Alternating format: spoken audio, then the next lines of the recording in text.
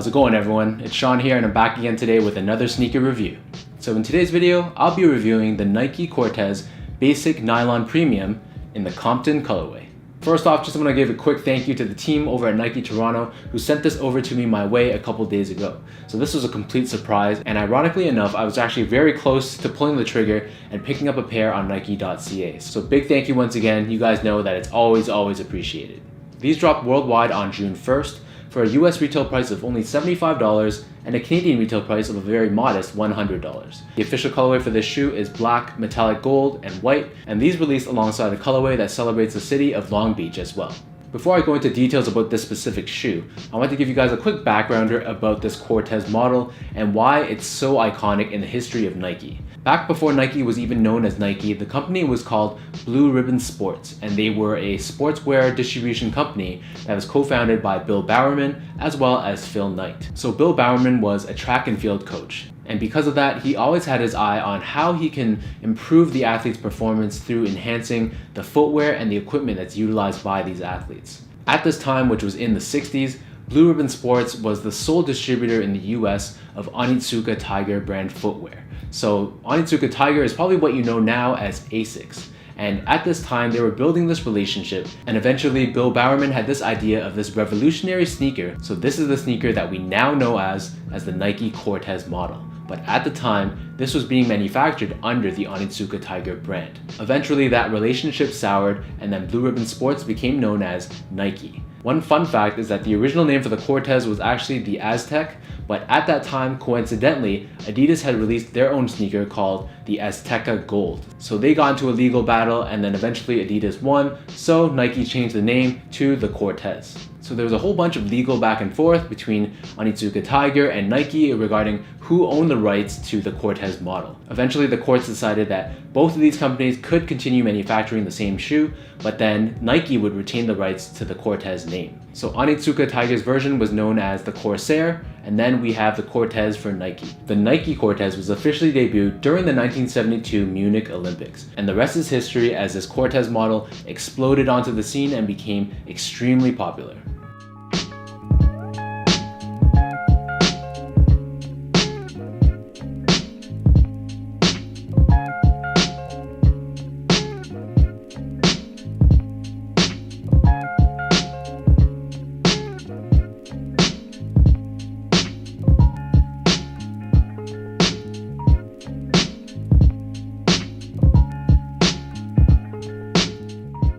So now let's talk about this shoe.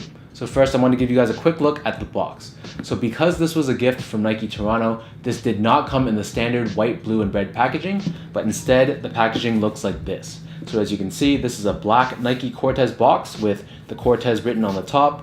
We have the Nike logo on both sides of the shoe as well as on the front. We have the size label that reads, of course, Cortez Basic Nylon Premium, my size 10.5. And then on the back, we have the Compton lettering in this Old English font. And then finally, on the bottom, we have this Nike logo here, along with this herringbone traction pattern that emulates the traction pattern on the Cortez. So this Cortez model is predominantly black and white. We have this black nylon material that covers the sides of the shoe on both the lateral side as well as the medial side, and then overlaid on top of that nylon is a white Nike swoosh made in leather. Running up and down here where the eyelets are, along with on this toe box area, this is done in black suede. The laces on these shoes are just your standard flat black laces, but they do feature this gold lace lock that reads Cortez 72. Inside the box, they also gave me a secondary pair of white laces as well. We have this white nylon tongue with this glittery gold Nike branding on the top of the tongue, and then flipping the tongue over to the back, we have this 1972 Nike Cortez branding on the left shoe, and this 2017 Nike Cortez branding on the right shoe. The bottom of the back heel is done in this black suede, and it features the letters C, P, and T, which stands for Compton, and this is done in this Old English glittery gold font. And then above that, we have this white leather that has the words Compton spelt out in black. The inner liner of the shoe is done in white, and the insole is done in a combination of white and gray, and it sort of has that same herringbone traction pattern that's supposed to represent the outsole of the Cortez. And then imprinted into the heel is the Roman numerals for 45 because this is the 45th anniversary of the Cortez model. And then we also have the Nike Cortez written out along with the Nike logo as well. This Cortez model sits atop this midsole done in a combination of white and black foam. And then taking a look at the outsole, this is done in white rubber in this herringbone traction pattern that has this Nike branding in the middle. In terms of sizing, Nike sent me my true Nike size, which is a 10.5. And I felt that when I tried these on, they fit perfectly. I would definitely not go a half size down because these are a pretty narrow shoe, as you can tell. And if anything, if you do have wider feet, then you'd probably want to consider going up a half size as well. Comfort wise, these are nothing too special considering the fact that this is a sneaker that was designed 45 years ago. The insole that's provided though is fairly padded, so this does increase the overall comfort for this shoe.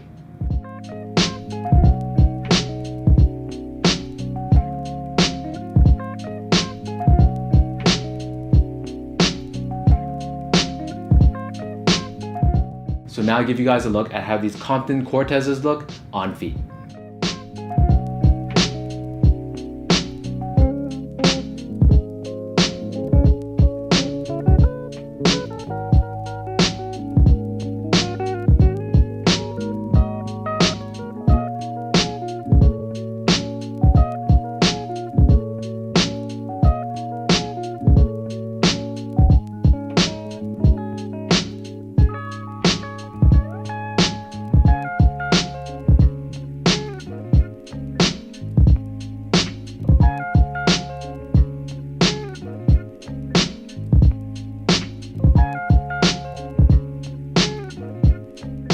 So that wraps up my review of the Nike Cortez Basic Nylon Premium in the Compton colorway. Another thank you goes out to Nike Toronto for hooking me up with this pair, and let me know in the comments down below what you guys think of this shoe. Is this something that you guys would wear? If you guys did enjoy this video, be sure to give me a thumbs up and to hit that subscribe button and give me a follow on my Instagram as well at SGO8. Until next time guys, thank you guys so much for tuning in, and I'll see you guys in my next review.